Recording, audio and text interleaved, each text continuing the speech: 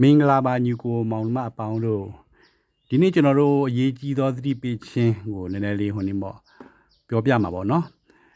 ်နံပါတ်1အချက်ကဟေဘဲဂျူးဣသရေလမျိုးမဟုတ်ပဲဟာလေလုယာဟာလေလုယာဆိုပြီးအသံလိုင်းအကွဲအောင်ဇွတ်អော်ပြီးခြေဆောင်ခြင်းအကြောင်းနဲ့ဘုရားသခင်နှုတ်ကပတ်တရားတော်တွေကိုမောက်လန်စင်ကြားနေသောစာတန်ရဲ့အသင်းတော်တွေကိုအမြန်ဆုံးကြောခိုင်းလိုက်ပါအဆုလိုက်အပြုံလိုက်စီရင်ခြင်းခံရဖို့နီးနေပြီเนาะဘုရားရှင်စီရင်မယ်เนาะဘာဖြစ်လဲသူတို့တွေကဂျူးဣသရေလမျိုးမဟုတ်ဘူးเนาะသူတို့တွေကစာတန်ရဲ့အသင်းတော်လို့အဲ့ဒါသခင်ရှုကပြောထားတယ်ဟာလားဘယ်မှာရှိလဲဆိုရင်ဗျာဒိတ်ဆုံးအခန်းငယ်ကိုမှာရှိတယ်ဒါကြောင့်မလို့အဲ့ဒီဟာကိုကျွန်တော်နည်းနည်းလာသတိပေးတာပေါ့เนาะခုကအသင်းတော်တွေအများကြီးပဲเนาะဟာလေလုယာဟာလေလုယာအော်ပြီးတော့လှုပ်ချင်ရလှုပ်လားဘာဖြစ်လို့တချို့တွေကလိန်လည်မှုတွေများတယ်လေဟုတ်လားကပ်ပလီတွေပါဆိုတော့အယိုးကနှုတယ်လေအယိုးကဘယ်လိုပြောမလဲမွေလိုတော့လိန်လို့ရတယ်ဆိုတော့အဲ့ဒီအယိုးအဲ့ဒါတွေကိုသူတို့တွေကလိုက်ငားပြီးတော့ဘယ်လိုပြောမလဲပြီးတော့အသင်းတော်မှာလာပြပြီးတော့ခါတဲ့အယိုးအစ်တွေပါတွေဟလာဖူးရောင်လာတယ်ပြန်ဖြောင်းလုပ်တယ်ဆိုတော့အဲ့ဒီကဲဆိုရင်လူကဘယ်လိုပြောဟိုနေသူ့ဘယ်လိုပြောမလဲမွေးရပါတယ်လေဒါတွေဟလာဒီလိုလောက်တတ်တယ်လေဒါကြောင့်မလို့သူတို့ကလည်းအဲ့ဒါလိန်လည်တဲ့နေရာမှာလည်းသုံးပြလို့ရတယ်အဲ့ဒါအသင်းဥဆရာတွေပေါ့လိုက်ပြီးတော့အဲ့ဒါကြီးအသုံးပြုပြီးတော့လှုပ်လိန်စားနေအသင်းတော်တွေမှာအဲ့ဒါမသိတဲ့ဖွားကြီးတို့ဘာလို့ကလင်းတွေတွေ့ပြီးဟာတကယ်ဟုတ်တယ်ဒီဆရာတကူကြီးတယ်ဆိုတော့ပါညာပေါ့ဗျာဖိမြင်များမပြောချင်ဘူးနော်နံပါတ်2ချက်ကဝိညာဉ်တိုက်ပွဲနော်ဒါတော့ဝိညာဉ်တိုက်ပွဲကျွန်တော်တိုက်ပွဲထဲမှာနေတယ်တော့မယ်နော်အပိုင်းနှစ်အတွဲဆက်ခွန်ပါသခင်ဖျားရဲ့ပွဲတော်မင်္ဂလာကိုမစီမချင်းလိုက်ကြွေးသောစာရန်စာသမီးများကိုရှောင်ပါတဲ့နေရာတကာတိုင်းမှာရှိတယ်နော်သခင်ရဲ့ပွဲတော်မင်္ဂလာကိုလိုက်ကြွေးရတကယ်ဆိုစားလို့မရဘူးနော်အရန်လိုက်ကြွေးလည်းမရဘူးဒါမဲ့မပြောပြသေးဘူးလေရှေ့လို့နဲ့အကြောင်းအရာတွေအများကြီးပဲဒါမဟောင်းလည်းပတ်သက်တယ်ဣသရေလနဲ့ပတ်သက်တာနော်ကျွန်တော်တို့ခရိယန်တွေကအဲ့ဒါတွေအတူတွေလိုက်လောက်တယ်လူများဟာလိုက် copy ကူးပြီးတော့လောက်တာနောက်တော့ပွဲတော်ကြွေးပါညာအကျွေးကြည်မယ်လို့လာပါလေကျမ်းမချမ်းသာလားအဲ့နာမည်ပြောလိုက်မယ်အထူးသဖြင့်မလားဆိုင်းခေါင်ပေါ့ကျွန်တော်ဝိညာဉ်တိုက်ပွဲမှာဆိုင်းခေါင်နဲ့အတူရှိနေတော့ကွာဆိုင်းခေါင်ကဒီမျိုးသမီးကတော်တော်လေးကိုခေါင်းမာတယ်ကြောင်းသူ့ဝိညာဉ်တိုက်ပွဲနဲ့ဖမ်းထည့်လိုက်တယ်သူ့ဆရာဆိုင်းကိုတော့ကျွန်တော်ထည့်လိုက်တာသွားပြီခုမှအနာသွားယူလိုက်ပြီနော်ဒါတော့ခုဆိုင်းခေါင်ကြတယ်ဆိုင်းခေါင်သတိရရင်နောင်တရရင်ရပေါ့ပြောတာသတိပေးတာပဲလေဟလားနောင်တမရဘူးပိုးတော့ဆိုးလာပွဲတော်တွေပတ်လိုက်ပေးတယ်ပတ်တိုင်းပဲဟလားအဲ့ဒါလိန်လဲတယ်ဟာနော်ဒါနောက်ပြီးတော့ရှိပါသေးတယ်သူရဲ့နောက်လိုက်တယောက်ရှိတယ်ပါစေသူဆရာပေါ့ဒေးဗစ်လာပေါ့အဲ့ဒါပွဲတော်ရမ်းလိုက်ပေးတယ်နော်သတိထားနေတော့တွေကျွန်တော်ပြောပြမယ်နော်အမှန်တရားပြောပြမယ်ဒီဟာလေလုယာဟာလေလုယာဇို့အဘပွဲတော်ရမ်းလိုက်ပေးတရားအရမ်းလိုက်ဟောတယ်ဖွဲ့တယ်နော်မာယူသောဩဝါဒလည်းဟောတယ်ဖွဲ့တယ်အားလုံးလို့ဟာနော်သူတို့ဘယ်နေရာရောက်ပြီလဲဆိုရင်အဲ့နေရာလေသူတို့တရားသာဟောပြီးတော့သူတို့အင်းဝင်ကလေးသွားမာယူနဲ့အင်းဝင်ကလေးသွားဟောပြီးသူတို့ပြန်သွားပြီးနောက်ပိုင်းလေအဲ့နေရာတွေစုပ်ပြတ်ဆက်ကုန်တယ်အသင်းတော်ဆိုနေချန်ကွဲ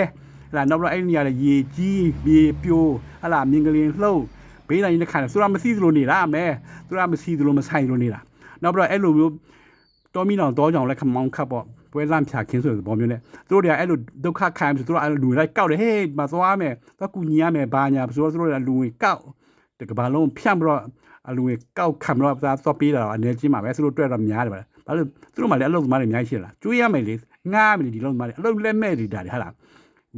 းအဆိုတော်တို့ဘာလို့လားအလုပ်လက်မဲ့တွေဒီလူတွေကဒီလိုလိန်စားချင်းအလုပ်ကိုမလုပ်ရင်တော့ဖျားခင်အလုပ်ကိုလိန်လေပြီးတော့မလုပ်ရင်သူတို့ထမင်းစားမှာမဟုတ်ဒါကြောင့်မလို့ဒီဟာရဆန္ဒမနလူတွေဗျကျမချမ်းသာဒေသနာတို့ဘာလို့ဟာလားလိုက်ဟောစားနေတာအဲ့ဒါနဲ့ချင်းပြောပြတာပေါ့နော်ကိုပြန်သုံးစားပေါ့မုံလုံးပြောတာမဟုတ်နော်တော်တို့ကသတိပေးတာနော်ဘာလို့ဒီလိုပြောရိုးပြောလို့မရကျမ်းပိုက်နဲ့သွားမယ်ကျမ်းပိုက်နဲ့သွားမှသိကြတယ်ဘာဖြစ်လဲဖျားခင်တို့ကပတ်တရားတော်ဟလားဘယ်သူမာဆိုတာတော့အဲ့ဒါဝိညာဉ်တိုက်ပွဲမှာဝင်တဲ့အတွက်ကြောင့်မားတဲ့လူတွေကတော့သူ့သွားရနာတော့စီးတဲ့အတိုင်းပဲနော်သိမြင်များမပြောချင်ဘူးဒါကြောင့်မလို့ဒီနေ့ကျွန်တော်စိုင်းထိုးပေးလိုက်မယ်နော်စိုင်းခေါင်နဲ့ဒီဗစ်လာကိုနင်တို့နှစ်ယောက်ဟာဖျားခင်ရဲ့ဘာလဲသခင်ဖျားရဲ့ပွဲတော်မင်္ဂလာကိုမစစ်မချင်မလိုက်ကျွေးတဲ့စာတန်ရဲ့သားသမီးနေလို့တရားသတိထားဒါသူတို့ကျွေးတဲ့ပွဲတော်တွေလိုက်စားတဲ့လူတွေလည်းသတိထားနေလို့တွေဘယ်လိုပြောမလဲဟိုနေတော်လေးဟိုနေစီရင်ခံမယ်နော်နေလို့ဘာလဲမှားတယ်တို့ကအခုပြောပြတဲ့လူမရှိတော့နေလို့မသိတော့တမျိုးအခုပြောပြလိုက်ပြီးသိတယ်ကြားတယ်ဆိုရင်တယောက်နဲ့တယောက်ပြန်ပြောကြပါဟာလား Facebook ကို share ရမလို့ပါစနဲ့ပြန်ပြောပြတော့ပြီဟာလားကျွန်တော်တို့ကဒီမှာ Facebook အ share ခံချင်လို့ like ခံချင်လို့ဟာလား comment ခံချင်လို့မဟုတ်သဘောရိုးနဲ့ပြောပြတာစေနာပြည့်ဝနဲ့ပြောပြတာအဲ့ဒါတော့ပဲပြောမယ်ဗျာတကဘာလုံးနဲ့ဆန့်ကျင်တယ်ဟိုတကဘာလုံးကဟာလေလုယာဟာလေလုယာလို့ဇို့ရတဲ့ဖွဲ့နေလုံးလုံးဆန့်ကျင်တယ်ကျွန်တော်ကျမ်းစာသင်ကြားမှုอ่ะဒါကြောင့်မလို့ကျွန်တော်တော့ပဲပြောမယ်နော်ပထမအနေနဲ့ပေါ့ ကဲအခုကျွန်တော်ဆိုင်းထိုးပေးလိုက်မယ်နော်ဝိညာဉ်တိုက်ပွဲအပိုင်းနှစ်အတွဲဆက်ခုမနော်အတွဲရနေများသွားတယ်ဗာမလဲပိုင်းနှစ်ဆိုတာအဲ့ဒီပိုင်းနှစ်မှာတယောက်တော့ပြုတ်မယ်ဘယ်ကောင်ပြုတ်မလဲတော့မသိရတော့ဆိုင်းထိုးပေးလိုက်မယ်မျိုးတွေပုံပါဒေးဗစ်လာနဲ့ဘယ်သူလဲဆိုင်းခေါင်ပေါ့ဗျာနော်သူတို့နှစ်ယောက်တော့အခုကပွဲတော်ရမ်းလိုက်ကျွေးတယ်မှားတယ်အဲ့ဒါမှားတယ်ပြောပြတယ်ကျွေးချင်လိုက်ကျွေးပေါ့ဟာလားကျွေးတာကျွေးမြများကျွေးနော်အစင်းတော်တွေလည်းရှိတယ်အများကြီးလျှောက်ကျွေးနေတယ်အဲ့ဒါတွေနော်လူတွေအဲ့ဒါကျွန်တော်သတိပေးလိုက်တာပဲဆိုင်းထိုးပေးလိုက်တယ်ဟလားမှားတဲ့လူတွေတော့သွားရလားတော့စီးတဲ့အတိုင်းပဲနော်ကျွန်တော်တို့အခုလေ့လာသင်ကြားနေတဲ့ကျမ်းစာကဗျာဒိတ်ကျမ်းခန်းကြီး21အခန်းငယ်1ကနေ29သွားမယ်နော်ဒါပေမဲ့ကျွန်တော်တို့လေ့လာတာဗျာဒိတ်ကျမ်းခန်းကြီး21အခန်းငယ်1နဲ့2ပဲရသေးတယ်ဘာဖြစ်လို့သူရဲ့ကျမ်းစာပတ်သက်မှုတွေအများကြီးရှိတယ်နော်ကျမ်းစာတအုပ်လုံးပါခင်ဗျာအဲ့ဒါဗျာဒိတ်ကျမ်းခန်းကြီး21မှာ1ကနေ29အခန်းငယ်1ကနေ29မှာမြို့နှလုံးရှိတယ်မြို့နှလုံးရှိတယ်မြို့တစ်လုံးကတော့သတို့သမီးရဲ့မြို့နောက်တစ်လုံးကျတော့မှသခင်ရှုကိုယ်တိုင်ယူဆင်းလိုက်မယ်မြို့ second coming မှာနော်ဒုတိယကြွလာခြင်းမှာအဲ့ဒါကျွန်တော်လေ့လာနေတယ်ဒါကြောင့်မို့ညီကိုမောင်မတွေအစစ်တဖန်ပြန်ပြီးတော့ဘယ်လိုပြောစတိပေးမှာပေါ့ဟာလားအစီပေးမှာပေါ့မရောက်မမားနဲ့ပေါ့ဗျာဒိတ်ကျမ်းကိုပောက်ရလာမစင်နဲ့ပေါ့အဲ့ဒါအဓိကယူရချက်အဲ့ဒါပါပဲနော်ဒါကြောင့်မို့ကျမ်းစာရဲ့ပတ်သက်မှုတွေကျွန်တော်တို့သွားနေတာဒီဗျာဒိတ်ကျမ်းခိုင်း21ကသူပဲသွားလေအခန်းငယ်1နဲ့2ကကျွန်တော်သွားတာစင်သွားတာဘာလဲဆိုပတ်သက်လို့ဆိုရင်ဒီမဟောင်းမှာစပတ်သက်တယ်အများကြီးပဲရှိတယ်ကွာဟိုဟီစတီလာတို့ဘာတို့ညာတို့နောက်ပြလဲကျန်းစာတယ်အများကြီးပေါ့ဟေရှာဒါမှမဟုတ်ကျွန်တော်တို့ဒီနေ့မှာဟေရှာလူခဲတဲ့ပတ်လည်းကျွန်တော်တို့ဟေရှာအကြောင်းသွားတယ်လေမှတ်မိသေးလားညီကောင်မတို့ဟေရှာရအကြောင်းသွားတာကိုဟိုနေ့ဒီဗစ်ခင်းလီများလာစင်တယ်ဟိုနေ့နိကောအခန်းကြီး6အခန်းငယ်2နဲ့စပတ်သက်နေတယ်တွေ့လားဒီနှစ်ကောအခန်းကြီး6အခန်းငယ်2ကဒီဗစ်ခင်းမိမချီဆောင်ခြင်းအကြောင်းမှာပြောတယ်ဒါပေမဲ့မဟုတ်တာ second coming အတွက်ဒုတိယကြွလာခြင်းအတွက်နောက်ပြီးတော့လည်းဒုတိယဘေးလန့်ကြီးမှာဖြစ်လာမဲ့အကြောင်းအရာတွေတွေ့ထားလားအကျေတို့ပြောပြထားတယ်ဒီမှာရှင်းထားတယ်လေဒီမှာဘယ်လာလဲဆိုဒီကျမ်းပိုင်းဟေရှာအခန်းကြီး49ရှိရလာတယ်ကျမ်းစာပတ်သက်မှုကဒီလိုရှိတယ်ဒါကိုရှင်းပြတာသေသေးရနားထောင်တော့နားလည်မောသေရနားမထောင်တော့နားမလဲဒါပေမဲ့ဒီနေ့ကတော့အခန်းငယ်9ကိုကျွန်တော်ကြော်သွားမှာဖြစ်တယ်အဲ့အခန်းငယ်9ကဝင်နေအကြောင်းအရာနောက်တစ်ခုနော်ဘုရားသခင်စကားဒီမှာတစ်ခုကြတော့ကျွန်တော်ဒီအနီလောက်ထားတာဘုရားသခင်ကိုယ်တိုင်ရဲ့စကားဒီနေရာတွေကြတော့ဟေရှာရဲ့စကားဟာလားဒီမှာကျတော့အခန်းငယ်30သွားမယ်ဟေရှာအခန်းကြီး49အခန်းငယ်30ဟာဘာဖြစ်လို့သွားမလဲဆိုရင်သူကကျမ်းစာပတ်သက်မှုဒီမစစ်မှာရှိတယ်ဗျဒီမစစ်မှာဘယ်မှာရှိလဲဆိုရင်ဒီမှာ revelation ဟိုနေ revelation ခန်းကြီး9ခန်းငယ်16 19မှာရှိစကားတထပ်တယ်ဘုရားသခင်ရဲ့စကားဟာလားဒါကြောင့်မလို့ဒီမှာကျတော့သခင်ယေရှုခရစ်စကားလေဒီမှာကျဘုရားသခင်စကားလေဟာတူတူပဲတထပ်တယ်ပဲဒါကြောင့်မလို့ဒီကျမ်းစာရဲ့ပတ်သက်မှုကဘယ်လိုပြောသလဲဆိုရင်တော့ဒီမှာကျွန်တော်အင်္ဂလိပ်နည်းနည်းဖတ်ပြမယ်နောက်ဘာမှလို့ပြန်ရှင်းမယ် They will never be hungry or thirsty sun and desert heat will not hurt them for they will be led by one who loves them he will lead them to springs of water နော်ဘာဖြစ်လဲအဲ့ဒီသူတို့တွေကအဲ့ဒီခုနှစ်ဘေးတာမှာပေါ့ဟာလားဘုရားယေရှုခရစ်ပေါ့သူတို့ကိုခေါ်သွားမယ်ဟာလားဘယ်ကိုခေါ်သွားမလဲဆိုရင်ဟိုနေမော them springs of water မလားအသက်ဆိုင်ရှိနေရတယ်ခေါ်သွားမယ်ဟာလားသူတို့တွေကအမှုတော်လဲဆောင်မလို့လူ3,400ဖိလဒယ်ဖီယာသင်လဲဟာလားအဲ့ဒါသူတို့ကငှက်ပြခြင်းနဲ့လည်းမရင်ဆိုင်ရဘူးအပူဓာတ်နဲ့လည်းမရင်ဆိုင်ဘာလဲခုနှစ်ဘေးတာမှာနေတော်ပူမယ်နော်အခုတော့စပူနေခုနှစ်ဘေးတာစဝင်နေပြီလေဒါသူတို့တွေကနောက်ပြီးဆာလောင်မှုစိတ်ကြီးလည်းမရှိဘူးနာကြအောင်လုပ်ခံဘယ်လိုသူများနာအောင်သူတို့မလုပ်နိုင်ဘူးပေါ့ဟာလားဘုရားသခင်ရှုခရစ်သူတို့ကကွယ်မယ်အဲ့လိုပြောထားတာဒါကြောင့်မလို့အဲ့ဒီဘယ်လိုဖြစ်လို့ revelation မှာလာပတ်သက်လဲဆိုဒီအကြောင်းအရာဒီလာမဲ့ခုနှစ်ဘေးလာမဲ့ဒီဘယ်လိုသက်သက်ဆိုင်လဲဆိုရင် revelation ဟာလားဗျာဒိတ်ကျမ်းခန်းကြီး16 19မှာ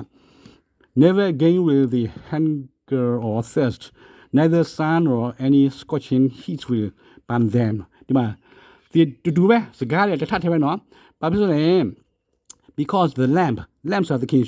who is in the center of the throne will be their shepherd သခင်ရှုရာသူတို့မှာပလင် center ပလင်လေမှာရှိတဲ့သိုးငယ်သခင်ရှုရာသူတို့ကိုယ်တိုင်လိုက်ခေါ်ပြီးတော့သွားမယ်ဘာသူတို့အဲ့ဒီချိန်မှာသူတို့ခုနှစ်ဘေးတန်ချိန်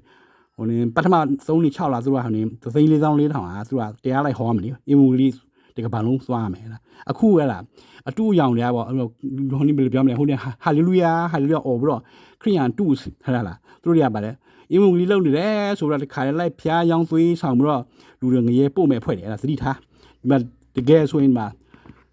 သိုးငယ်လေယေရှုခရစ်ကသူတို့ကိုဆိုတာ ဖိလိဖိအသင်းတော်3လေးဆောင်လေးထောင်ဒီခုနှစ်ဘေးတိုင်းအစပိုင်းမှာတကဘာလုံးမအင်္ဂိုလီတရားလိုက်ဟောမယ်ဆိုအဲ့ဒါကျမ်းစာတူအတိတ်ပဲရှိတယ်နော်ဒါကျမ်းစာပတ်သက်မှုပဲမှာရှိဆိုဓမ္မဟောင်းမှာရှိတယ်ဗျအများကြီးပဲဒီမှာလာတယ်ဟေရှာတို့ကိုရိမ်မှာလည်းပြန်သွားတယ်ကိုရိမ်ခန်းကြီး15အခန်းငယ်54အဲ့လိုပေါ့ဒီမှာ revelation ပြန်သွားတယ်လို့ကျမ်းစာလိုမျိုးဟိုသွားဒီသွားပြန်ပြီးတော့ညွှန်ပြတယ်တတ်ဆက်မှုတွေခင်ဗျားတို့လိုမျိုးမို့အကျမ်းစာလာစင်တာတခါလဲအထူးသဖြင့်ဟာလီယာဝရှစ်စတမ်ထဲဗမာပြည်မှာလားစံပီးတို့အကြောင်းပေါ့ဟိုချင်းမတအုပ်ရှိတယ်လေအများကြီးပဲတခါလဲဘုရားသခင်တို့ကတရားပြောရင်အော်လာစံကွဲအဲ့မတတ်ပါနော်စနာတယ်ခင်ဗျားတို့လာစံပီးအစံကောင်းတယ်သခင်ဆိုတာဒါပေမဲ့ဟိုလိုဆိုင်းအေးစပက်ပေါ့ဟာလားဆိုင်းအေးမြဲလာပြီးတော့ချီကျူးနေဆိုဟာလားဒါပေမဲ့ဆိုင်းအေးလည်းသူချီကျူးတယ်လေဟိုမှာတခါလာပြောသူအကြောင်းထားပါတယ်သူစချင်းတပုတ်ထွက်သွားတယ်ဆိုတာပါတယ်အဲ့ဒီမှာဆိုင်းအေးသူချီကျူးတယ်နောက်ပြပါတယ်ကားနဲ့လိုက်ပို့ရတယ်ဆိုတာဘယ်မှာလဲအဲ့ဒါတွေပေါ့ခင်ဗျားတို့ဆန်လိုင်းမနာရဲ့မြို့ကွင်းထဲမှာမဟုတ်ဘူးလေခင်ဗျားတို့ရိုးတရားဟောလို့ရတယ်နော်ရိုးတရားဟောလေ့လာစေကြပိုင်မပြောမပိုင်မပြောနဲ့ခင်ဗျားတို့လူရက်ထားလားဒီပတ်မှာကြားတယ်ဟိုမှာစင်းစရာလောက်ထားပြီးတော့ဒီပတ်မှာဟိုဆရာမကြားတယ်ဗါလေ Ruth Kim တယောက်ရှိတယ် Ruth Kam ဆရာမတယောက်ရှိချင်းဆရာမလေးအော်သလားမပြောနေတရားဟောနေအစံကွဲမတိုင်ပဲနော်စနားတယ်ခင်ဗျားတို့မှားနေတယ်နောက်တော့ရှိပါသေးတယ်မှာဆရာမသူလေအများကြီးပဲလေမပြောတော့နာမည်စိတ်မခေါ်ချင်ဘူးဘာဖြစ်လဲခင်ဗျားတို့ကျွန်တော်စနားတယ်ခင်ဗျားတို့မှားနေပြီခင်ဗျားတို့အသင်းတော်ဆာလာမအသင်းတော်ဖြစ်လို့ဆိုတာခင်ဗျားတို့ကိုခင်ဗျားတို့သိရမယ်ဒါကြောင့်အဲ့ဒါခင်ဗျားတို့ဒီကျမ်းစာလေ့လာမှုကစိတ်နေတော့ခင်ဗျားတို့ကဘယ်လိုပြောဟိုတစ်ပိုက်လိုက်ယူဒီတစ်ပိုက်လိုက်ယူကဘာဦးကျမ်းနေခါတဲ့ဟုတ်ပြားတွေထိပြေးပြီးတော့ခါတဲ့ဟိုလေဒါဝိတ်ကျမ်းလာပြောလိုက်ဟာလားဒါဝိတ်နဲ့ဂေါလိယခင်ဗျားတို့ကဒါဝိတ်ဆိုတာဘာဆိုတာတော့ယောသအကြောင်းကပြောလိုက်ဟာလားဟိုပြောဒီပြောခင်ဗျားတို့ဂျူးကျမ်းစာဟေဘဲကျမ်းစာခင်ဗျားတို့ပောက်ရလာစင်နေဆိုတာခင်ဗျားတို့ကျွန်တော်လည်းသတိပေးခြင်းနဲ့အခုကျမ်းစာနဲ့သွားမယ်နော်အခုကျွန်တော်တို့ခင်းဗျာဒိတ်ကျမ်းခန်းကြီးကို16ခုနော်အဲ့ဒီကျမ်းစာပတ်သက်မှုကဘယ်ကလာတယ်လဲဆိုရင်တော့ဟိုးဟေရှာလာတယ်ဗျာဟေရှာ25အခန်းငယ်8ကသူကပတ်သက်မှုလည်းတစ်ကောမှလည်းရှိတယ်ဒါပေမဲ့မပြောသေးဘူးလောလောဆယ်ဟေရှာအခန်း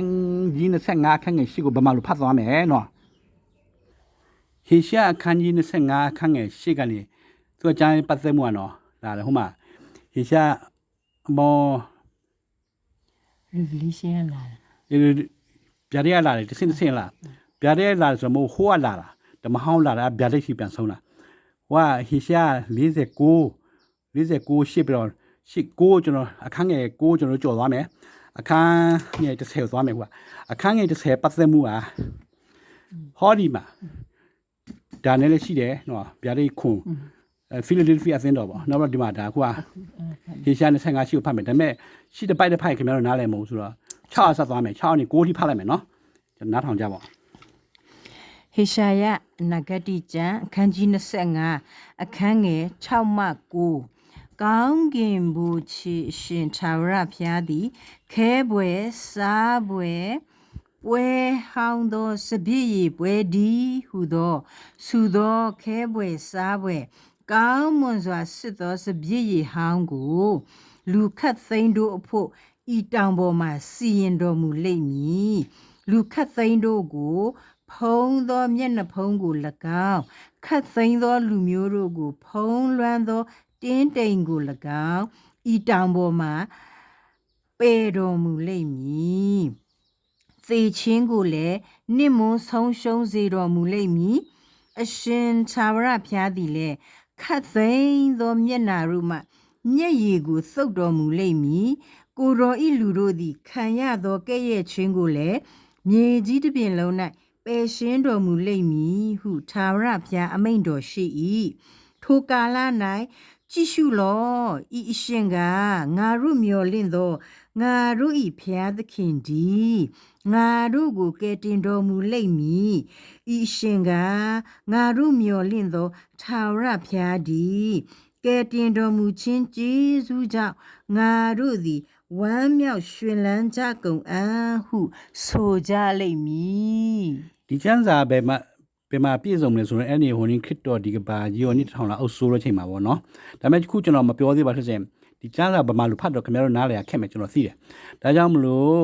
ဆရာယူရတာဘာသာပြန်လာတယ်လေအဲ့ဒါအတိတ်ပဲလေးနဲ့တယ်လေကျွန်တော်ဟိုအင်္ဂလိပ်လိုဖတ်ပြမယ်နောက်တစ်ပတ်မှဒီတစ်ပတ်ကအဲ့ဒါသဘောတရားလေးပေါ့ကျွန်တော်ပြောပြချင်တာကဒီခရစ်တော်ဒီကဘာဂျီယိုနီထောင်လာအုပ်ဆိုးတဲ့ချိန်မှာသူ second coming ပေါ့သူဆင်းလာတဲ့ချိန်မှာဟုတ်လားသူရိုးသမီးနဲ့လာမလေသူရိုးသမီးဆိုတာခင်ဗျားတို့ဟာလူရလည်းဇို့ရဲဖွဲ့တယ်မဟုတ်ဆိုင်းခေါင်တို့လိုကြားတို့လိုဘာတို့ညာတို့လိုမဟုတ်ဘူးနော်သူရိုးသမီးကဟိုနေဂျူးအစ္စရေးမျိုးတွေပဲနော်12နွယ်ပေါ့အဲ့မှာ ဖျားခင်ရွေးကောက်တာတကဘာလုံးမှာပြန့်နေသူတို့တွေဂျာမနီရှိမယ်ပိုလန်ရှိမယ်စပိန်ရှိမယ်ယူကရိန်းရှိမယ်ဟာလားရုရှားထဲမှာလည်းရှိမယ်အမေရိကန်ထဲမှာလည်းရှိမယ်အင်္ဂလန်ထဲမှာလည်းရှိတယ်ပမာပြည်မှာတော့ရှိတယ်နော်ဂျူးမျိုးနွယ်တွေရှိတယ်အများကြီးပဲအဲ့ဒါတွေသူတို့ခရစ်တော်ယုံကြည်တဲ့သူတွေမဟုတ်ဘူးသူတို့တွေကခြေဆောင်ခြင်းမှာပါမယ်သွားမယ်သူတို့သွားတော့သူတို့တွေပြန်ဆင်းလာမယ်ပြီးတော့အောင်ပွဲလက်ခံမှာဟာလားစားပွဲစောက်ပွဲဆိုတာမှာမင်္ဂလာဆောင်တာသူတို့သမီးမင်္ဂလာဆောင်တာမိုးပေါ်ဆောင်မလေဒါပေမဲ့တော့ပြန်ပြီးတော့စားစောက်ဒီမှာအောင်ပွဲလက်ခံမှာပွဲကျင်းပတာပေါ့ဟာလားဒီအဲ့ဒီဟိုနေဇီးုံမြို့ပေါ့ဇီးုံတောင်ပေါ်မှာအဲ့ဒါပြောပြထားတယ်နော်အသေးစိတ်ကိုကျွန်တော်ရှင်းပြလို့မအားသေးဘူးဒါကြောင့်မလို့သဘောတရားပြောပြတာဒါကြောင့်မလို့သူရဲ့ကျမ်းစာပတ်သက်မှာတစ်ကောမှာတော့ရှိတယ်ဗျတစ်ကော15နော်50လေးဆိုတစ်ကောတစ်ပိုက်လို့ခင်ဗျားတို့ဖတ်ကြည့်ပေါ့အမှအဲ့ဒီ54မှာပိုစေကြသူပြောတာဘာပြောလဲဆိုရင်ဤပုတ်တတ်သောအရာသည်မပုတ်နိုင်သောအဖြစ်သို့၎င်းဤစေတတ်သောအရာသည်မစေနိုင်သောအဖြစ်သို့၎င်းဝင်စားသောအခါသေခြင်းသည်အောင်ခြင်း၌နှိမ့်မြုပ်ပြီးဟုကျမ်းစာလာချက်ပြည့်စုံလိမ့်မည်အဲ့ဒါတစ်ကောနော်တစ်ကော15ခင်ဗျာနောက်တစ်ပတ်မှရှင်းမယ်ဗျာဒါပေမဲ့တော့အချိန်ဒီပေါ်မူတည်တာပေါ့နော်ဒါပေမဲ့သဘောတရားပြောပြအဲ့ဒီတစ်ကောလဲခင်ဗျားတို့54ဟိုလားစေခြင်းတရားဆိုတာအဲ့ဒါဘာညာsecond coming ပါဗျ second coming မှာသခင်ယေရှုခရစ်ကြွလာရင်သူတို့တွေဟာလားခြေဆောင်ခြင်း second ခြေဆောင်ခြင်းပေါ့ဒုတိယခြေဆောင်ခြင်းမှာသူတို့သွားမယ်သူတို့သွားပြီးမှသခင်ယေရှုကရွေးထုတ်လိုက်မယ်သူတို့တွေကိုဣသရေလလူမျိုးတွေဟာလားနှချမ်းခွဲလိုက်မယ်လေသိုးနဲ့စိတ်တွေပေါ့ဟာလားအဲ့ဒီမတ်ဆယ်25အတိုင်းပေါ့ပြီးတော့တစ်ဖွဲ့ကိုတော့သူကအဲ့ဒီဘယ်လိုပြောမလဲဟိုနေဘယ်လိုအဲ့ဒီအနည်းတစ်ထောင်ပြန်ဝင်စားမယ်လေနောက်တစ်ဖွဲ့ကျတော့ဟိုမှာသွားပေါ့ငရဲတဲ့အဲ့ဒါပဲရှိတာပေါ့ဒါကြောင့်မလို့အဲ့ဒါတွေလည်းကျွန်တော်အသေးစိတ်ပြောပြမယ်အခုဒီလိုပြောလို့လည်းမဖြစ်ဘူးဗျပြင်ဆင်ပြီးတော့ပြောမယ်အဲ့ဒါသဘောပြောရတယ်ဒါပေမဲ့ကျွန်တော်တို့အဖြစ်မှန်သိထားတဲ့လူနော်ဒါမှမဟုတ်ရဲရဲဝုန်းလာပြောရတာဒါပေမဲ့အဲ့ဒီလူ3,400,000ထဲမှာနော်ပါတဲ့လူတွေပါရှိမယ်ဆိုရင်နော်3,400,000လားတစ်ဖွဲ့ကို1,200,000ပေါ့ဂျူဒာရှိမယ်ရူဘင်ရှိမယ်ဂတ်ရှိမယ်အာရှယ်ရှိမယ်နတ်ဆာလီရှိမယ်မနာရှီရှိမယ်စီမီယွန်ရှိမယ်လီဗိုင်ရှိမယ်အစ္စကာရှိမယ်ဇေဘုလုန်ရှိမယ်ဂျိုးဆက်ရှိမယ်ဘင်ဂျမင်ရှိမယ်3,400,000ထဲမှာဒီလူတွေရှိတယ်ဆိုဘာဖြစ်လို့အီဖရာယမ်နဲ့ဒန်မပါလာလဲနော်အီဖရာယမ်နဲ့ဒန်မှာသူတို့တွေကဟိုနေဘုရားသခင်သူတို့ဟိုနေကျိန်ဆဲထားတယ်ကျိန်ဆဲထားတော့သူတို့တွေကဒီထက်မှအဲ့ဒီ3,400,000အမှုတော်လိုက်ဆောင်မှာဒါအမှုလေးလိုက်ဟောမယ်တကဘာလုံးမှာသူတို့တွေကိုဘုရားသခင်မထည့်ဘူးဘာဖြစ်လဲသစ္စာဖောက်တယ်ဘယ်လိုသစ္စာဖောက်သွားလဲဆိုခင်ဗျားတို့သိချင်ဒီမှာ second kings နော် second kings ဆိုဘာမှလို့ဘယ်လိုခေါ်လဲအဲ့ဒါ30 29 30တင်မှာ second kings ဓမ္မရာဇဝင်စတုထဆောင်အခန်းကြီး30အခန်းငယ်28မှ31အထိကိုဖတ်သွားမယ်ထို့သောယေဟုသည်ဘာလကိုဣသရေလပြည်မှပယ်ရှားဖြစ်စည်းလေ၏တို့ရာတွင်ဣသရေလအမျိုးကိုပြစ်မှားစေသောနေဗတ်သားယေရောဗောင်ဤဒုစရိုက်ဒီဟုသောဘေဒလမြို့နှင့်ဒံမြို့မှရှိသောရွှေနွားတငယ်တို့ကိုမစွန်းသာဝရဖျားကလည်းသင်သည်ငါရှိမှဖြောင့်သောအကျင့်ကိုကျင့်၍ကောင်းမွန်စွာပြုသောကြောင့်၎င်းငါအလိုရှိသမျှအတိုင်းအဟတ်အမျိုး၌စီရင်သောကြောင့်၎င်းသင်သားမြေ40တိုင်အောင်ဣသရေလနိုင်ငံယာဇပလင်ပေါ်မှာထိုင်ရမည်ဟုယေဟုအားမိန့်တော်မူသောလေယေဟုသည်ဣသရေလအမျိုး၏ဖျားသခင်သာဝရဖျားတရားတော်လမ်းသို့စိတ်နှလုံးအကျွမ်းမဲ့လိုက်ခြင်းကသတိမပြုဣသရေလအမျိုးကိုပြစ်မှားစေသောယေရောဗောင်၏ဒုစရိုက်တို့ကိုမစွန်းအဲ့ဒီကျမ်းစာရဲ့အဓိပ္ပာယ်ကတော့ဘောပြောရမယ်ဆိုရင်ပေါ့အဲ့ဒီယေဟူးอ่ะပေါ့ဘုရားသခင်သူကရွေးကောက်တယ်နော်နောက်ပြီးတော့ဟိုနေပါလေဘာလာရုပ်ထုတွေပါလေသူဖျက်ဆီးပြတယ်ဣသရေလဟိုဒီပေါ့ဣသရေလကိုးကွယ်တဲ့ဟာတွေစကိုးကွယ်တာဘုရားသခင်မကိုးကွယ်တယ်ဆိုတာဘာလာတို့မိုလာတို့ဘာလို့ဟာလားအရှေရာစကိုးကွယ်တော့အဲ့ဒါဘုရားသခင်စိတ်ဆိုးတာယေဟူးခိုင်းလိုက်တာအဲ့ဒီအဟာမျိုးတွေကိုအကုန်လုံးရှင်းလိုက်ဟာလားဣစဘေးလည်းပါတော့ပါမှာဣစဘေးပေါ့အခါဣစဘေးဆိုတာဒီနေ့ဒီခုခေတ်မှာဟာလေလုယာဟာလေလုယာအော်တဲ့ဖွဲ့တယ်အဲ့ဒါဣစဘေးဖွဲ့တယ်မှတ်လားအဲ့ဒါသူတို့ရှင်းပလိုက်တာအကုန်လုံးရှင်းပလိုက်ပြီးတော့ဒါပေမဲ့သူရှင်းလိုက်ပြီးတော့သူကဘုရားသခင်စကားကိုနားတော့ထောင်ပါလေဒါပေမဲ့သူကပါမားတယ်လေဆိုရင်နွားရုပ်လေးနှစ်ရုပ်သူထူလုပ်ပြုတ်လုပ်ပြီးတော့မှာနော် အဲ့ဒီ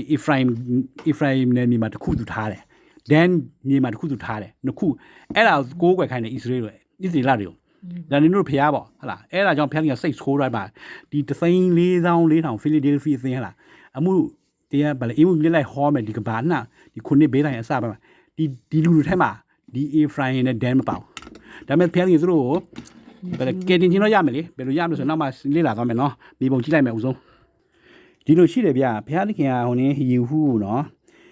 ယေဟုကိုဘယ်လိုပြောမလဲသုံးတယ်အသုံးပြုတယ်ဒါပေမဲ့ယေဟုကသစ္စာဖောက်ဘယ်လိုသစ္စာဖောက်ဆိုရင်အဲ့ဒီ Ephraim နယ်မြေမှာပေါ့ပစ္စည်းတလားဒီပစ္စည်းမှာနွားရုပ်တရုပ်စုထားတယ်ဣသရေလမျိုးစုလားကိုးကွယ်ခိုင်းတယ်ဟိမှာရှာမနီဖက်မှာရှိတဲ့ဣသရေလမျိုးလားကိုဒီဖက်ပိုင်းမှာကြောင့်ဝေးလုံးတော့ဟောဒီမှာ Dan မှာသူထားတယ်သူကဘယင်မလေးဟလာအာနာရှိတယ်လေ40တိစုအုပ်စိုးရတယ်ဘုရားခင်သူခွင့်ပြ40ပဲ40ပြီးရတယ်သူဒိုင်းနာစီယာပြက်တာပဲနော်ဒီ Dan မှာသူထားတယ်ဗျ Dan မှာကျတော့ရှိတာပေါ့မှာဒီဘာရှန်ဆိုတာဒီကွင်းအကုန်းနွားရုပ်ရှိခိုးပြီးတော့တခါတည်းမာနာထောင်လွားပြီးတော့သူ့เจ้าရည်ရှိပါတယ်ကျွန်တော်သင်ခဲ့တာကရင်လိုသင်တာအများကြီးပဲဒါပေမဲ့ကရင်တွေကနားမပေါက်နားမလဲဘူးဟာလေလုယာဇိုးအော်ပြီးတော့တခါတည်းသူ့ကရင်မျိုးသားတွေခရစ်တော်ကြီးကိုယုံကြည်တဲ့ကရင်မျိုးသားတွေငရေလိုက်ပို့မဲ့ဖွဲ့တယ်နော်အများကြီးပဲဟိုနေ့အမေရိကန်မှာရှိတာပေါ့မှာဗာလဲဟာလေလုယာလို့ဇိုးအော်ပြီးတော့ဗာလဲ Revival Church လေဟာလားဟိုနေ KCRC ဆိုတာမလားအဲ့ဒီဟာတွေအများကြီးပဲဟိုနေဟာလူရဘယ်လိုပြောမလဲ wall change လောက်တဲ့ဖွဲ့တွေဗျာတော့ crusade တွေလောက်တဲ့ဖွဲ့တွေအဲ့ဒီဖွဲ့တွေအဲ့ဒီကရင်တွေခင်ဗျားတို့အဲ့ဒါခရိယန်တူးတွေနော်ခင်ဗျားတို့ရှောင်းအဲ့ဒီဟာတွေရှောင်းထွက်ခွာအဲ့ဒီသင်းတော်တွေထွက်ခွာခင်ဗျားတို့နေပြီးတော့ခင်ဗျားတို့ကျမ်းစာပြန်လေ့လာဒါကြောင့်မလို့ဒီမှာ Dan နဲ့ဟိုနေ Ephraim ကိုဘုရားသခင်ကလုံးစီးနေမှာမထည့်ဘူးဒီမှာပစ္စည်းဒီမှာပစ္စည်းကိုဘာလို့မသုံးလဲဆိုရင်ပစ္စည်းနာမည်ဟိုအာမုတ်မှာပြန်တွေ့မယ်ဗျာနော်အာမုတ်မှာပြန်ကျွန်တော်လေ့လာရအောင်အာမုတ်အနာဂတိကျမ်းအခန်းကြီး9အခန်းငယ်4မှ5သာဝရဘုရားသည်ဣသရေလအမျိုးအားမိန့်တော်မူသည်ကားငါကိုရှာကြလော့ရှာလျင်အသက်ချမ်းသာရကြလိမ့်မည်ဘေသလမြို့ကိုမရှာကြနှင့်ဂိလဂါလမြို့ကိုမဝင်ကြနှင့်ဗေရရှေဘမြို့သို့မသွားကြနှင့်အကြောင်းမူကားဂိလဂါလမြို့သည်ဆက်သိမ်းသွားခြင်းကိုခံရလိမ့်မည်ဘေသလမြို့သည်လည်းအကျိုးနဲ့ရှိရလိမ့်မည်ဖျားခင်မှာလည်းစကားပေါ့နော်အဲ့ဒါမလားဘေဆေးဒီဘေဆေးဖျားခင်မုန်းနေနော်ဒီဘေဆေးမှာနွားရုပ်လာတဲ့လားတော့ဟိုဒီမှာ Dan ပါရှန်ဆိုတာပါရှန်နွားမလို့ဆိုဖျားခင်တင်စားတယ်တော်တော်ရုပ်ထုဆိုးလေးကိုယ်ကဖျားခင်စိတ်ဆိုးတယ်လားသူတို့ရောနော်ဒါကြောင့်စစ်စာဖောက်တွေဖျားခင်မခိုင်းဘူးလူတွေစိမ့်နေသောင်းလေးထောင်မှမပါဘူးအမှုတွေလိုက်ဆောင်အောင်ပါအဲ့ဒီခုနှစ်ဘေးနာစပိုင်းမှာနော်သူတွေဖျားခင်ကိုဟိုနေဖျားခင်စကားပေါ့ပြည့်ရတော့10ပါးတို့ပါတို့အကုန်လုံးပေါ့မောရှေပြည့်ရတော့သူတို့လိုက်တာသူတို့တွေကမိမမရှိဘူးနော်စိမ့်4သောင်းလေးထောင်မိမမယူဘူးစာဦးတွေဗျနောက်တော့တကယ်ကြီးရွေးထုတ်တာအဲ့မှာခုနှစ်ဘေးတိုင်းရဲ့ဒီစပိုင်းမှာသူတို့ရွေးထုတ်မယ်ဒါနောက်တစ်ပတ်မှကျွန်တော်လေ့လာမယ်အကြောင်းဘယ်မှာရှိလဲဆိုရင်ဟိုနေဗျာဒိကျန်ခန်းကြီးခုနှစ်တစ်ကနေစလေ့လာမယ်အခုက16နဲ့19သဘောတူကအလဲပိုင်းမှာသူတို့ဟိုနေအမှုတွေလိုက်ဆောင်တဲ့အချိန်မှာစကင်ရှုကသူတို့ကကွက်မယ်သုံးငယ်တာ lamp မှာ1ဆိုတာမှာကင်ရှုသူတို့ကိုယ်တိုင်ဦးစီးတော့သွားမယ်အဲ့ဒီအကြောင်းပြောဒါကြောင့်မလို့ဒီပက်ဆဲနော်ပမာလိုဘယ်ခေါ်လဲခုနဟိုနေပေဇလာဆိုတာအခုကမှအမေရိကန်မှာပက်ဆဲကျောင်းဆိုတာတော်တော်နာမည်ကြီးရလားတခါလေဟာလူရအော်ရဲဟိုနေပေါ့အဲ့ဒီအဖွဲ့တွေပေါ့ငိုလိုက်ရီလိုက်အဖွဲ့တွေလားတချင်းဆိုပါဆိုလက်မြောက်ချင်းမြောက်ခုံကပ်တော့လဲလိုက်ဟုတ်လားရီလိုက်ငိုလိုက်အဲ့အဖွဲ့တွေပက်ဆဲအဖွဲ့တွေခင်ဗျားတို့လာပြောပါတယ်အဲ့ဒီဟာလူရအော်ရဲအဖွဲ့တွေဘယ်သူတွေလမ်းသိရှိတယ်မှာဟုတ်လားအိုးလာတော့ချီမွန်းတယ်လေဒီအဖွဲ့ကိုလေဒီဖွဲ့ကျောင်းသွားတက်ကြတာအများကြီးပဲအဲ့ဒီဟိုနေဒီကလည်းချီမွန်းတာလူတိုင်းလိုက်ချီမွန်းကြလေဒီဟာရဲ့အတူတူတာဒီပေသေးဖျားခင်တကယ်မုန်းတာအဲ့ဒါတွေနော်အဲကျွန်တော်နည်းနည်းချင်းပြောပြတာခင်ဗျားတို့မုန်းလို့ပြောပြတာမဟုတ်ဘူးဖျားခင်ပြောစကားတိုင်းကျွန်တော်လိုက်ပြောပြတာနော်အဲပေသေးဆိုတာသူတို့နာမည်ယူထားတယ်ဖျားခင်မုန်းတဲ့လူရဲ့နာမည်ခင်ဗျားတို့ယူတော့ခင်ဗျားတို့လည်းအမုန်းခံပြီဗောဗျာဆန္ဒမလည်းလူတွေရဲ့ဒါနောင်တရကြဟေးဟိုနေဗါလဲဗျာဒီချန်ခိုင်း27မှာတော့ကျွန်တော်ပြောပြီးမလားအိမ်နှလုံးရှိတယ်အိမ်နှလုံးရှိတော့ပထမတစ်လုံးကတော့ဒါဗျမှာသူတို့သမီးအိမ်နော် သူတို့သမီးအားမလဲကီလို2400ရှိတယ်2400လားအဲ့ဒါပထမမျက်နှာချနော်အန်စာတုံးပုံဒီကဘာစစ်နေမြကြီးတဲ့နော် the new Jerusalem bright ပေါ်လာသူတို့သမီးကဘာစစ်နေမြကြီးစစ်မှာအဲ့ဒီအန်စာလုံးပုံမှာဒီမှာလဲ2400ဒီလိုလဲ2400ဒီလိုလဲ2400ဒီလိုလဲ2400မျက်နှာပြင်6မျက်နှာရှိတယ်6မျက်နှာထဲမှာသတို့သမီးက1မျက်နှာပဲရမယ်ဒီမှာဒီ1မျက်နှာ2400ကီလိုရှိတယ်ဒီလိုရှိတယ်လားကျန်ဗျာဒိတ်ကျန်ခန်းကြီးဘယ်လောက်လဲဟို21 9ကနေ23မှာပြောပြတာရှိရနော်ဟေရှာခန်းကြီး65အခန်းငယ်19မှာပြောပြတာရှိအဲ့ဒါဒီအိမ်အဲ့ဒါ the first rapture သတို့သမီးဒီကဘာဘောဒီကဘာကြီးကနေသတို့သမီးတွေခေါ်ဆောင်သွားမှာလားအခုလာမဲ့လင်းမြန်မယ်ပဲဒီနေ့မှာပဲလာတော့မသိဘူးအဲ့ဒါဣသရေလမျိုးနွယ်တွေ12နွယ်နော်အဲ့ဖျားတခင်ရွေးကောက်လို့ကျွန်တော်တို့မပါဘူးဗျခင်ဗျားတို့ချင်းတို့ကချင်းတို့ကရင်တို့ရှားတို့ကလားတို့ဘာလို့ခင်ဗျားတို့စိတ်မကူနဲ့ဒါပေမဲ့ခင်ဗျားတို့ဟာဂျူးမျိုးနွယ်ဣသရေလမျိုးနွယ်ဖြစ်ရင်တော့ခင်ဗျားတို့ပါမယ်သခင်ယေရှုခရစ်ခင်ဗျားတို့ယုံခင်ဗျားတို့ပါမယ်ဒါပေမဲ့ဂျူးမျိုးနွယ်ဣသရေလမျိုးနွယ်မဟုတ်တော့အိမ်သာမဲ့ထားလိုက်နော်အိမ်မဲ့ဝဝအိမ်မဲ့ထားမသွားရဘူးခင်ဗျားတို့မသွားရဘူးတော့ခင်ဗျားကျွန်တော်ပြောပြနောက်တော့အဲ့ဒီ second rapture ရှိတယ် second rapture ကြတော့မှသခင်ယေရှုခရစ်ဘုရားသခင်ကနေဟိုနေ့သူ့ရဲ့ကောင်းကင်နိုင်ငံနဲ့လာဆင်းကြလာမယ်ဟိုနေ့ဒုတိယမြို့ကြတော့ဒီမြို့ဟာဒီမှာလာတဲ့မယ်ဒီမြို့ဟာဟိုနေ့ဘယ်လိုပြောရမလဲအဲ့ဒါဟိုနေ့ဒုတိယမြို့အကွာဝေးရဘယ်လောက်ရှိမလဲ9နှစ်လောက်ရှိမယ်နော် second coming မှာသူဆင်းလာပြီးတော့ဒီမြို့ကြတော့မြေကြီးပေါ်မှာဆင်းဘူးလူများတွေအများကြီးတောက်တာဗမာပြတောက်တာတွေလာဆင်းတာနော်ကရင်တောက်တာရှိတယ်မှာဒီမြို့ကဒီမှာလာတဲ့မယ်တဲ့ခင်ဗျားဒီမှာတဲ့တော့ခင်ဗျားနိုင်ငံအများကြီးပြောက်နေရာပေးရမှာဆို2400ကီလိုမီတာတော့နောက်တော့သူကလည်းဒီလိုပုံစံခင်ဗျားတို့ဘယ်လိုသွားနေပြီအင်္ဂလိပ်ဆိုင်လာဆင်းတာအများကြီးမှာဒီမြို့ထဲမှာဘယ်လိုပုံလဲသူပြောတာတိုက်အခန်းနေဟိုမှာစင်ကာပူကဆရာမတယောက်ရှိတယ်ဗါလဲကျွန်တော်နာမည်မေ့သွားပြီအဲ့ဒါတွေလာဆင်းတာလေအထက်မှာအခန်းလေးတစ်ခါအခန်းပေါင်း30ကျော်ရမယ်တဲ့ဟဲအထပ်ပေါင်း30ကျော်ရမယ်တဲ့ဒီမျိုးကအထပ်ပေါင်း30ကျော်တော့အခန်းကြီးဖွဲ့ပြီးတော့အမှဒိုးသမီးလေးနေရမယ်ခင်ဗျားတို့ချင်စိတ်စီလို့နေရမယ်ပုံစံခင်ဗျားဖျားသခင်အဲ့လိုခင်ဗျားတို့ထားမှာမဟုတ်ဘူးခင်ဗျားလည်းမပါပါဘူးတကယ်ဆိုအဲ့ဒီစုဒိုးသမီးဆိုအဲ့လိုထားမှာမဟုတ်ဘူးဗျအပေါ်ရန်ကြောပဲဒီမှာကီလို1400မှာသူခွဲတာ12နွယ်နော်ကျွန်တော်နည်းနည်းပပပြောပြတာပါဗျာစိတ်မများလည်းမပြောအချိန်မရှိဘူးဒါကြောင့်အဲ့ဒါဒီ second coming မှာလာမယ် rapture ကြတော့ဒီမှာအခုက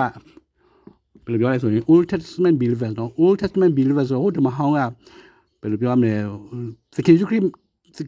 စ်ခင်မရောက်သေးဘူးဗျာဟိုမှာဒါဝိမင်းကြီးတို့ဘာလို့ဟလာအဲ့ဒီကဘုရားသခင်ယုံကြည်တဲ့လူတွေဟလာဟာဒီမောရှေခေကဘာလို့အဲ့ဒီဟာတွေကအုံးလုံးပြန်ရှင်းပြန်ထားမြောက်ပြီးတော့ဒါနီယေလအခန်းကြီး7အခန်းကြီး1ကနေပြောထားတယ်နော်ဘရောဘာလဲ929လာဒီကျမ်းပိုက်တော့ဖတ်လို့အားမမဟုတ်လို့ကျွန်တော်ထင်တယ်ဒါမှမဟုတ်ခုကျွန်တော်ပြောချင်တာကဒီ1ကောရင်15နော်51 54อ่ะဒီ second coming အတွက်နော်ဒီချီဆောင်ခြင်းက second coming ချီဆောင်ခြင်းအခုလာမဲ့သတို့သမီးအတွက်မဟုတ်ဘူးအဲ့ဒါဟိုဣသရေလတွေပဲအဲ့ဒီသတို့သမီးလည်းဣသရေလဂျူးတွေပဲဒီ second coming လည်းဣသရေလဂျူးတွေပဲဘာမလဲသခင်ယေရှုခရစ်တို့ချီဆောင်မယ်ပြီးတော့သူတို့တွေကတချို့ကဒီကဘာမှာပြန်တော့ဒီမှာလေသူ area မှာ the new Jerusalem လေ Israel ပဲ holy area ဒီမှာခင်ရှုခရစ်ဒီမှာလာနေမယ်ဘုရားသခင်ဘုန်းတော်လေးဒီမှာရှိမယ်လားဒီပိတ်မှန်တော့မှာပေါ့ဟုတ်လားယူဆင်းလာမယ်လေးမိုးပါအဲ့ဒါကျွန်တော်နောက်မှရှင်းမယ်ကိုကလောလောဆယ်ကတော့ကျမ်းစာဖတ်မယ်တစ်ကောအခန်းကြီး15အခန်းကြီး51ကနေ54ကျွန်တော်ဖတ်ကြည့်မယ်နော်ကောရိန္သုဩဝါဒစာပထမဆောင်အခန်းကြီး15အခန်းငယ်51မှ54နည်းနည်းသောအရာတစ်ခုကိုငါပြအောင်မည်ငါတို့ရှိသမျှသည်အိပ်ပျော်ရကြမည်မဟုတ်သို့တော်လည်းနောက်ဆုံးသောတဘိုးမုတ်သောအခါတခဏချင်းတွင်မျက်စိတမိတ်၌ငါတို့ရှိသမျှသည်ပြောင်းလဲခြင်းသို့ရောက်ရကြမည်ထိုတဘိုးမုတ်ချိန်ရောက်သောအခါသေလွန်သောသူတို့သည်မပုတ်နိုင်သောအဖြစ်၌တည်လျက်ထမြောက်၍ငါတို့ရှိသမျှသည်ပြောင်းလဲခြင်းသို့ရောက်ရကြမည်ယခုမျက်မှောက်ပုတ်တက်သောအရာသည်မပုတ်နိုင်သောအဖြစ်သို့ဝင်စားရမည်ယခုမျက်မှောက်သေတက်သောအရာသည်မသေနိုင်သောအဖြစ်သို့ဝင်စားရမည်ဤပုတ်တက်သောအရာသည်မပုတ်နိုင်သောအဖြစ်သို့၎င်းဤသေတက်သောအရာသည်မသေနိုင်သောအဖြစ်သို့၎င်းဝင်စားသောအခါသေခြင်းသည်အောင်ခြင်း၌ နှိမ့်မြုပ်ပြီးဟုကျမ်းစာ၌လာချက်ပြည့်စုံလိမ့်မည် နော်နော်လည်းရှိတယ်ဗျာသစ္စလောနီယန်ဆိုလေး73နဲ့55ဒါပေမဲ့ဖတ်လို့မအားတော့ကျွန်တော်ပြောပြချင်တာကဒီဒါ second coming ချီဆောင်ခြင်းသူဂျူးသူဣသရေလဟိုနေ Old Testament believers နော်ဟိုနေလက်ရှိခုနေဘေးတာမှာသေမဲ့သူရောမသေတဲ့သူရောမှာသူတို့ခစ်တော်သူတို့အော်ခေါ်မနေချင်ပါလေခစ်တော်နာမည်အော်ရာသခင်မစ္စယာကဲပါဆိုတာအဲ့ဒီမှာခစ်တော်သူတို့ကောင်းလုံးကဲမှာနော်ဒါပြောရမယ်ဆိုတော့တော်တော်ရှိဒါကြောင့်အခုကဟာလေလုယာဟာလေလုယာဇိုအော်ရာသစ္စလောနီချက်တယ်လေခန်းကြီးလေးခန်းငယ်73-55တီရောဒီကိုရင်55 51 54ရောသူတို့လာစင်မလို့လေကျွန်တော်ညသူတို့သွားမယ်လို့လာပြောနေအဲ့ဒီခရိယန်တုဇာရမဏလူတွေခင်ဗျားတို့ရှောင်းပါလို့ကျွန်တော်ဘယ်လိုပြောမလဲသတိပေးချင်တာပါလေနော်ချစ်ချင်းမိတာများစွာနေပါနော်ဒါကြောင့်မလို့ဒီနေ့ကျွန်တော်တို့လစ်လာသင်ကြားတဲ့ချက်လက်တွေကအရေးကြီးသောသတိပေးခြင်းနော်ဟေဘရဲဂျူးဣသရေလအမျိုးမဟုတ်ပဲဟာလေလုယာလို့ဆိုဟာလူယာဆိုပြီးအသံလိုင်းအကွဲအောင်ဇို့အပြီးချီအောင်ခြင်းနဲ့ဘုရားသခင်ရဲ့နှုတ်ကပတ်တရားတော်တွေကိုမောက်လံသင်ကြားနေသောစာရန်ရဲ့အသင်းတော်တွေကိုအမြန်ဆုံးကြောခိုင်းလိုက်ပါအစုလိုက်ပြုံလိုက်စီရင်ခံရဖို့နီးနေပြီနော်ခင်ဗျားတို့သွားတော့ဟာလူယာတော့နော်ချက်ချင်းမြင်လေလောက်ခင်ဗျားတို့အိမ်ခင်ဗျားတို့ဖျားရှိခိုးနေရပြိုကြခင်ဗျားတို့စိတ်မှာနော်အဲ့ဒါအခုကဘေးနာကြီးရောက်နေပြီခင်ဗျားတို့ဘုရားသခင်နားထောင်မလို့မထင်နဲ့မနားထောင်ဘူးနော်ဘုရားသခင်မုန်းနေနော်ဘစ်စေအဖွဲ့တွေနောက်တစ်ခါတော့ဝိညာဉ်တိုက်ပွဲနော်အပိုင်းနဲ့ခန့်ငယ်ဆက်ကိုအတွဲဆက်ကို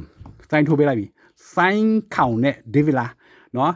သခင်ဖျားကြီးပွဲတော်မင်္ဂလာကိုမစိမချင်းလိုက်ကျွေးသောစာနဲ့စာသမီးများကိုရှောင်ပါနော်သားပြီးတော့မစားနဲ့ဒီလိုစိုင်းတို့